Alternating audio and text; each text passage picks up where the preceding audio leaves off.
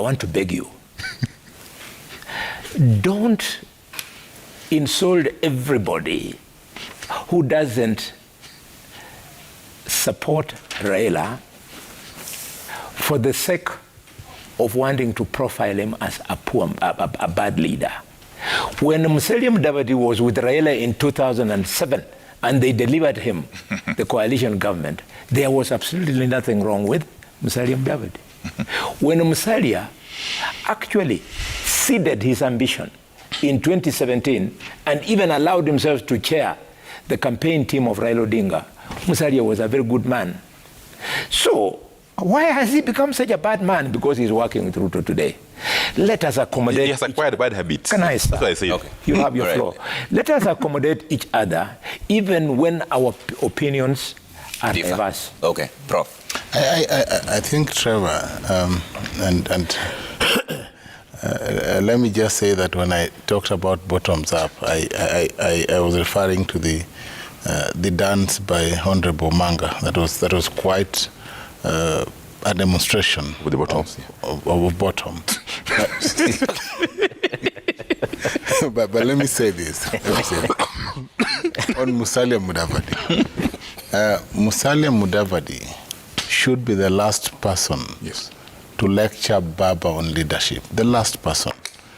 Under Code 2013, under NASA 2017, and previously, Musalia Mudavadi has always been on Baba's side. For the first time, he moves to a side where he does not know what number he will play. It is not clear whether Musalia Mudavadi is running for president or is a running mate to His Excellency Honorable William Ruto. And I think until he tells Kenyans what he is, he has no moral authority to lecture Baba or to speak to Baba on questions of whether or not there is a captain, because Baba is the captain. And let me say this. Honorable Musalia Mudavadi has lost a sizable chunk of his support from Western Kenya. From the time he announced that he went to the Kenya Kwanza coalition, over half of the 46 MCAs that belong to the Amani coalition defected. And even if members of parliament also defected, a good number. And I think Honorable Halwale, who sticks by Musalia Mudavadi and will run for governor, will attest to what I'm saying, because this is factual. And the DAP Kenya that he says is an ODM B or C has taken a big chunk of Musalia's vote basket, and even the vote basket of vote for Ford Kenya in Bungoma. If you look at Natembea's rallies, and if you look at the following that Eugene Omalo has, since DAP-K came to existence, it is evidence that Musalia may have gone to Kenya Kwanza alone. Yeah. Trevor, quick one. Very quickly. Yes. You know, Gush is the one who started this conversation. It was him, yeah. But let me just point out one thing. That it is inconceivable that one who claims to know Raila Odinga can refer to him as somebody being remote controlled. Being remote controlled. Anyone who has ever come close to Raila Odinga cannot believe that. Raila Odinga is an institution. He can never be remote controlled. And tied to that, you know, the Deputy President Ruto has now essentially left government, but without resigning. And that was my problem yesterday when I was asked about his move. You know, when Raila Odinga disagreed with his party for the Kenya in 1996, before 1994, 95, 96, he resigned. Not only as a member of the party, but also his parliamentary seat, and faced a by-election on his new political party. What is so difficult in William Ruto now resigning from his position as deputy president, in any case just 4 or so months away to elections, now that he has come out to categorically state that he has so fundamentally disagreed with this boss, President Uhuru Kenyatta, that he can no longer work with him. What is so difficult in him resigning? Okay? And, you know, again, coming back as I conclude, it's always important to learn people's, to read, to do background search on people you deal with, or even you engage. Even in a debate like this, Boni Halwali. Yes. Yes. In ODM, I'm not just an ordinary member. First of all, I am the Secretary for Political Affairs of ODM. So I sit in the neck of the party. I also sit in the Central Management Committee of the party. In Parliament, I chair the all-important Public Accounts Committee, which you are privileged to chair some time back. As we speak, Buni, I am a member of the Azimio Presidential Campaign Board. So don't put me on the same pedestal with the other fellas. Yes. Okay. Politically speaking, yes. No, I think Trevor, finish this for us. My brother here may have missed the point on the issue of his comparison with Didi Nyoro. The issue of impact in the country is not so much about the positions you hold. It's rather about the impact on people's lives. Yeah. I do not think Honorable Didi Nyoro holds any positions in any political party, in parliament, or even in any group. But the young man has had a far-reaching impact in the country. And I think really that is just the comparison that was being done. So you've got to make the positions that you've got work. For example, if you chair PAC or you chair PIC, that is one of the best platforms that you have, Honorable Adai, to make a very serious impact in terms of how this country is ran. Yeah. And Honorable Halwale probably actually gained all the mileage that he has. And we got to know him because of chairing that kind of a position. So don't chair that kind of a position and then remain silent and quiet and support government and say everything that government says is correct. What Honorable Adai needed to even start this morning with is to question why we are having to lose 1.5 billion Kenya shillings on KEMSA supplies that never reached the common mwananchi. Why do we have to? Just imagine if you have to take the 2 billion and use it as a fund to promote the people at the bottom of the pyramid. Really, that is what the work of a PIC chairman or PAC chairman should be. But not just to mention the position on TV, because Honorable Adai has mentioned that every other time I have come with him on TV, and we come many times together. Yeah.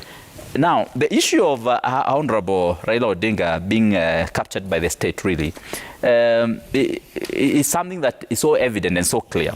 By the way, if you go to my village today, in Mukurweini, one of the things that people will be asking, a question that they're asking, this 2022 election, is it so much about Raila Odinga? Is it, this issue of the president supporting Raila Odinga, he seems to be more enthusiastic about this position. He seems to be more enthusiastic about this campaign. He seems to be more enthusiastic about this gentleman getting power than Raila Odinga is. He seems to be campaigning and spending the state resources much more than Raila Odinga is interested. Would they have wondered if he was supporting the deputy president? Because initially at 10 years young. That would have actually been natural.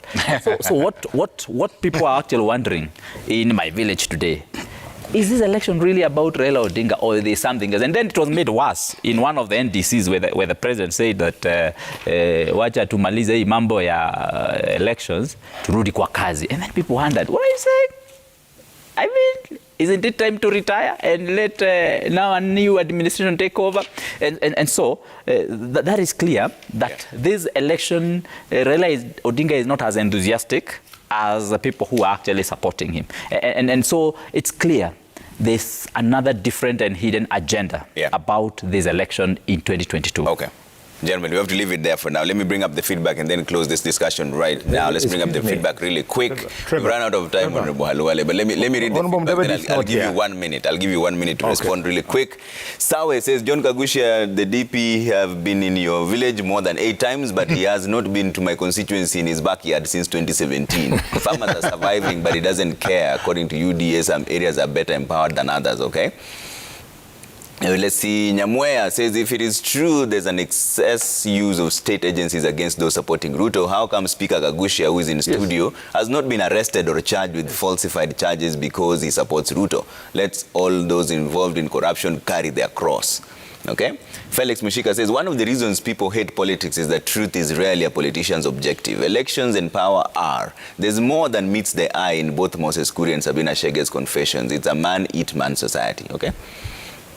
Atana says most Kenyans will vote against Raila not because they don't like Raila's agenda, but because they will be voting against the Jubilee government due to the hard economic times they have undergone for the last 5 years.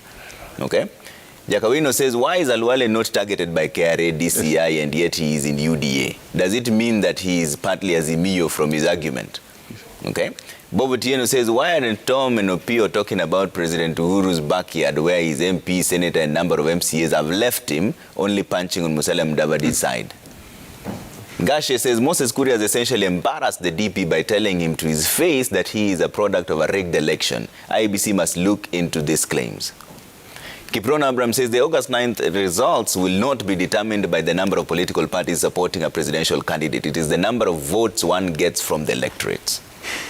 Mtuimara says our freedoms are vanishing. If we do not get active to take a stand now against all that is wrong while we still can, then maybe one of the children may elect to do so in the future when it will be far more riskier than and much, much harder. Halwale, you want a quick statement to make? Yes. Because we've run out of time. I just wanted to say, give all of your chance. Because of fair play, yeah.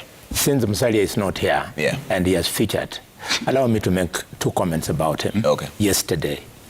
Yesterday's speeches were very candid. And Mudavadi, upon saying what he said, yeah, he said and reminded me. 1, he talked of the Stockholm syndrome, where in a relationship, somebody who is being abused in that relationship actually falls in love with the perpetrator of that abuse. Okay. Okay? So Mudavadi said yesterday, I have been in an abusive political relationship and I don't want to continue suffering from a medical condition called Stockholm syndrome, whereby I continue falling in love with the leaders of Azimio, let them go to hell. The thing he then reminded me of was the late Patrice Lumumba, one of the greatest African leaders who ever lived. In 1960, before he was shot, Lumumba said, we, the black people of Congo, we have refused to be your monkeys. Okay. So if you expect Mudavadi to continue being your monkey one day, he said he will never be your monkey again. Okay. And he will not suffer from Stockholm syndrome. Thank you. Let's leave it there for now, gentlemen. Thank you so much for making time. We're taking a quick break on Daybreak. When we come back, Willis Raburu Bazu is on decks with the health and lifestyle. They're talking about hypertension and cardiovascular disease. I see Dr. Elizabeth Waru is already here. She's a medical doctor. And Felix Okoth Odero, a nutritionist, is also on his way. All right? Bye for now.